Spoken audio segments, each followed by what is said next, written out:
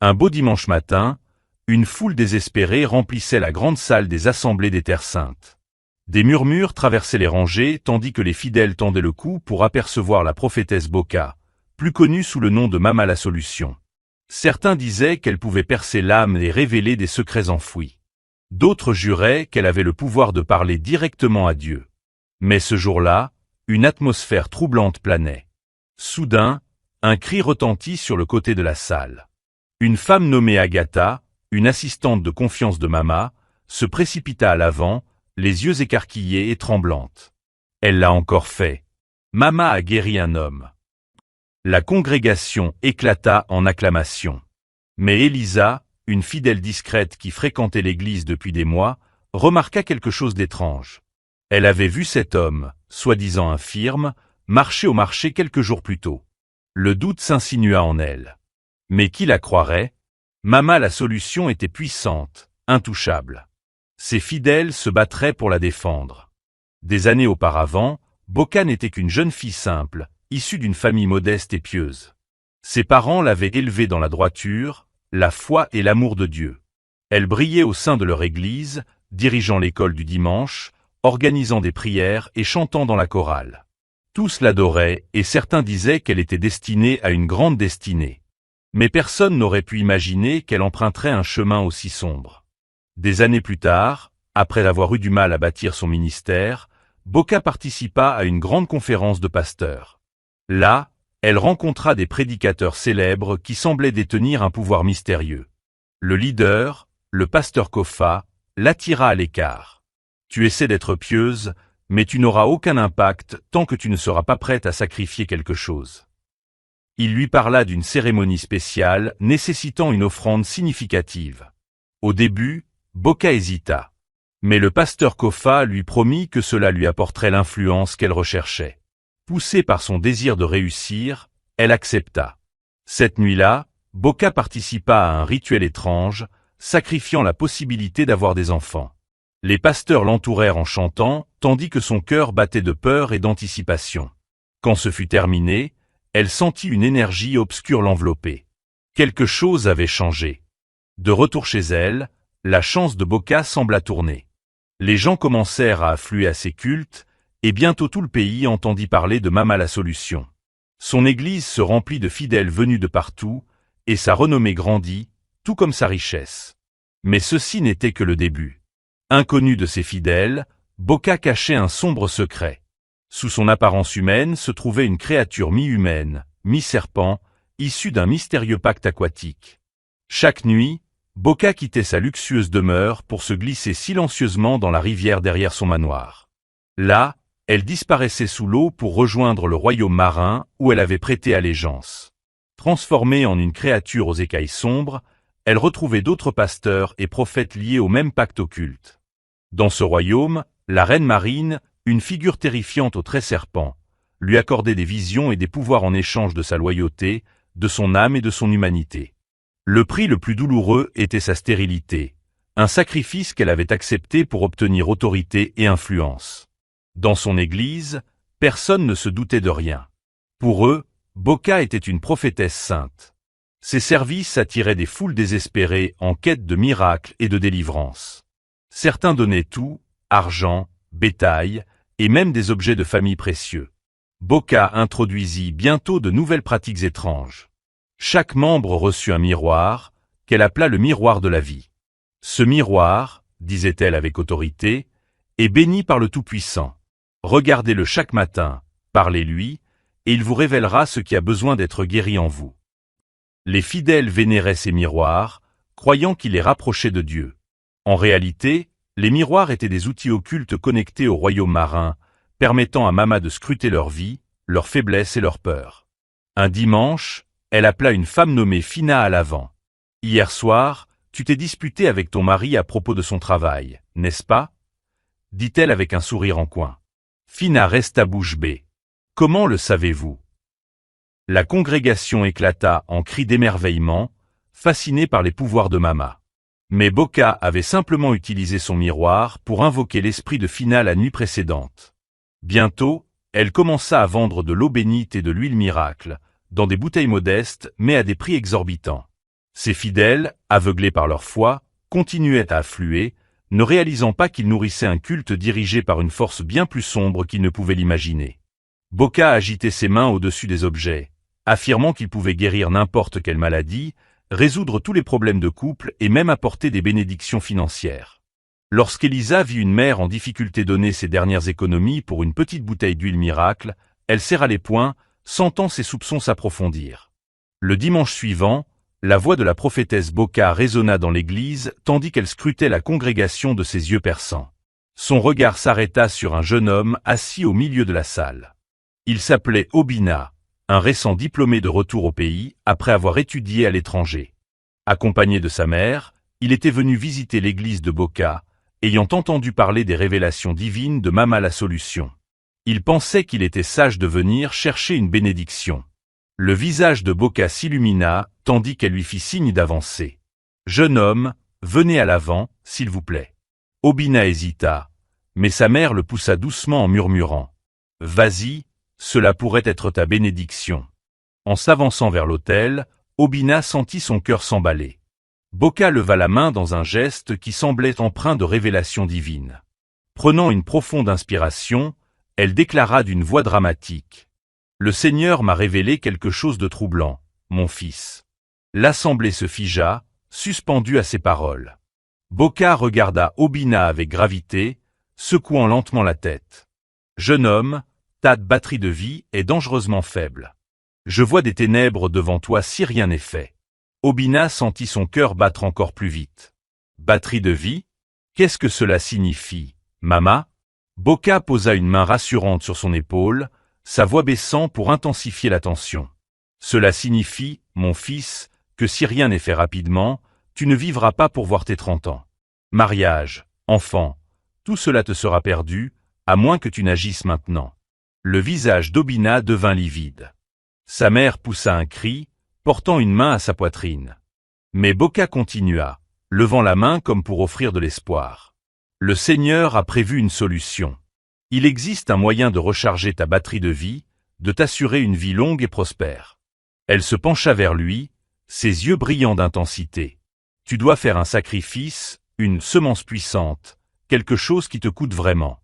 Car le Seigneur bénit ceux qui donnent de tout leur cœur. » La mère d'Obina le serra fort, les yeux écarquillés d'inquiétude. « Quel genre de sacrifice, Mama ?» Bokka hocha la tête comme si elle s'y attendait. « Le Seigneur m'a révélé que la vie de ton fils peut être renouvelée par le sacrifice d'une vache. Pas n'importe quelle vache, mais une vache forte, en bonne santé et sans défaut. » Obina sentit son esprit vaciller à cette idée. Il avait déjà entendu parler de sacrifice, mais jamais on ne lui avait demandé d'en faire un pour lui-même. « Mama, je ne sais pas où trouver une vache maintenant. » Bokka agita la main d'un geste apaisant. « Ne t'inquiète pas, mon fils.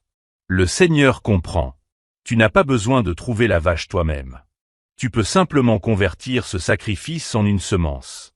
Fais une offrande, et je m'occuperai du reste. L'Église a ses moyens pour gérer ces choses.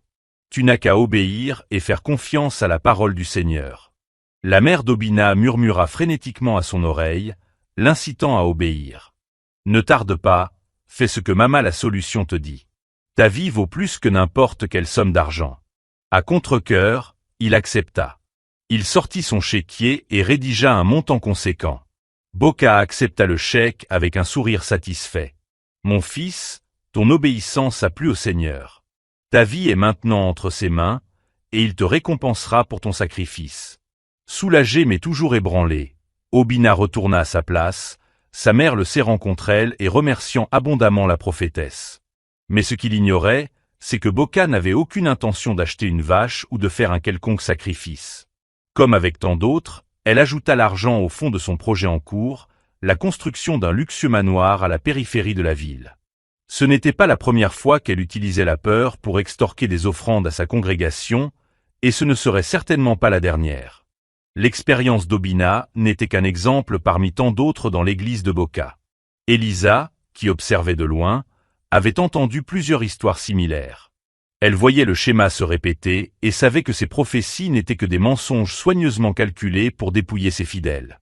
Elle commença à chercher un moyen de dévoiler ses méfaits, même si elle savait que cela ne serait pas facile. Elle pria pour que ses efforts libèrent un jour des personnes comme Obina, ouvrant leurs yeux à la vérité sur les machinations de Boka. La détermination d'Elisa s'affermit, motivée par son désir de protéger des vies innocentes. Malgré ses doutes croissants, elle continua à fréquenter l'église en silence, observant attentivement. Un jour, pendant un service, elle vit quelque chose qu'elle ne pouvait ignorer. Un vieil homme en fauteuil roulant se rendit à l'autel. Mama la Solution posa la main sur son front, murmurant une prière. Soudain, l'homme se leva, tremblant de force supposément retrouvée, tandis que l'assemblée éclata en cris de joie. Mais Elisa le reconnut, elle l'avait vu au marché quelques jours plus tôt. Il n'était pas handicapé, c'était un acteur payé pour simuler ce miracle. Au fil du temps, Boka était devenue l'une des femmes les plus riches de la région, avec un manoir rempli de meubles plaqués or, de voitures de luxe et d'un personnel. Elle appelait cela une récompense de Dieu. Mais Elisa savait que ces bénédictions n'étaient pas arrivées chez ses voisins pauvres, qui continuaient à donner jusqu'à ne plus rien avoir. Au-delà de ces escroqueries, Boka utilisait son pouvoir non seulement pour tromper, mais aussi pour contrôler des vies, allant même jusqu'à détruire des familles pour satisfaire ses propres désirs.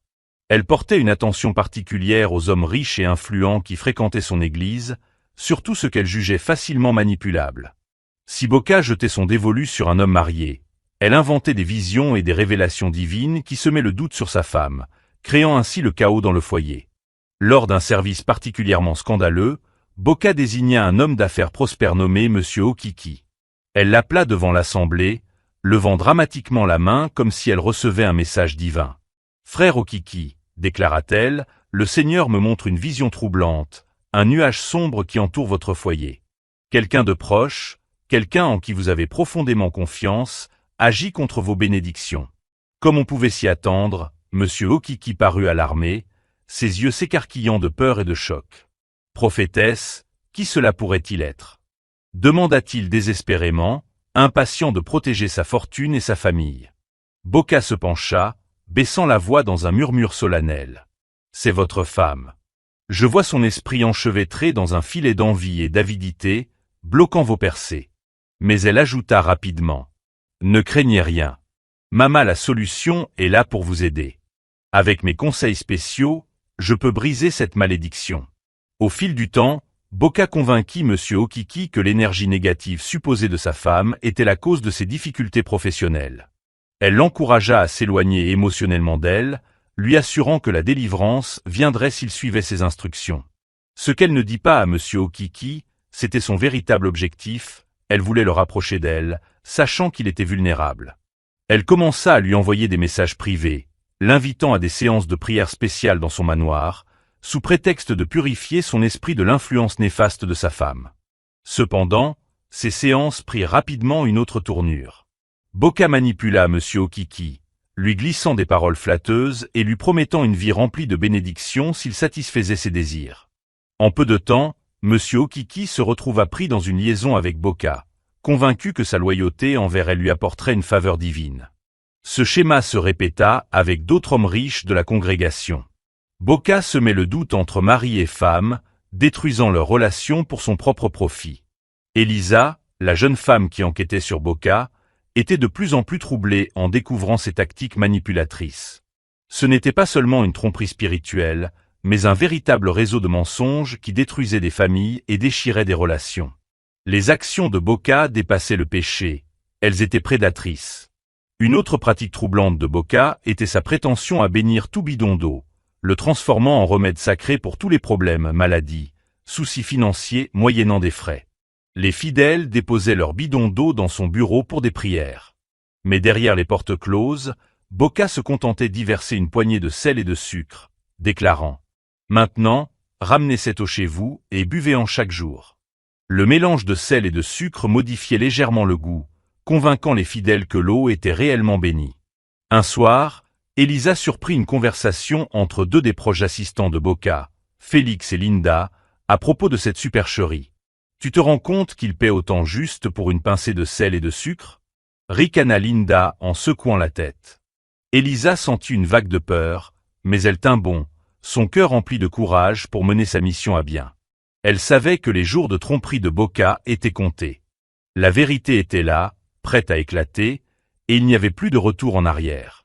Une nuit de pleine lune, poussée par un mélange de curiosité et de courage, Elisa décida de suivre Boca. Elle attendit, cachée dans les buissons près de la rivière derrière le manoir de Boca, serrant son téléphone dans ses mains, prête à capturer tout secret obscur. À minuit, Elisa vit Boca sortir de son manoir.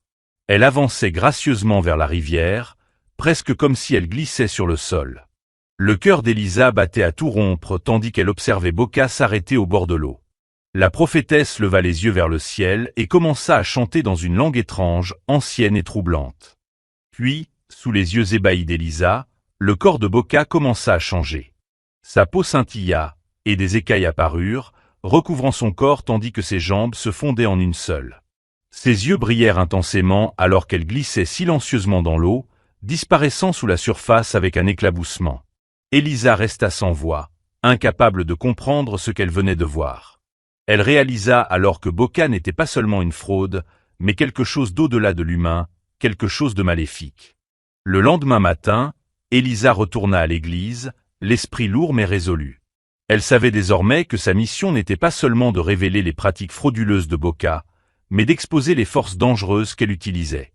Mais Boca, consciente des soupçons grandissants d'Elisa, la surveillait. Pendant le service, son regard perçant se posa sur Elisa, son sourire aussi tranchant qu'une lame. Lors de l'appel à l'autel ce jour-là, Boca annonça qu'elle avait une bénédiction spéciale pour une personne appelée à accomplir une mission divine. Elle fixa Elisa du regard, qui se figea lorsqu'elle l'entendit l'appeler.